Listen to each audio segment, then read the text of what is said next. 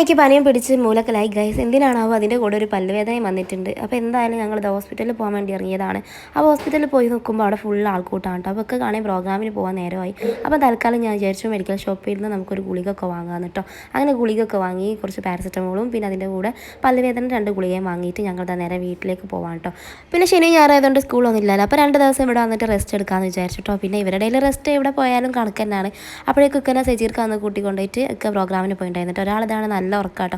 അപ്പോഴേക്കും പിന്നെ അവൾ എണീറ്റിട്ടുണ്ടായിരുന്നു. മോളെ കണ്ടാലാണെങ്കിൽ 4 ആങ്ങളമാരും വെറുതെ വിടും കേട്ടോ. ഫുൾ ടൈം സ്നേഹപ്രകടനമാണ്. തലങ്ങും വിലങ്ങും ഉമ്മക്കലും പിന്നെ കെട്ടിപ്പിടിക്കലും. മോനുസിലാണെങ്കിൽ എപ്പോഴും അങ്ങനെ എടുത്തുകൊണ്ട് നടക്കുകയും വേണം കേട്ടോ.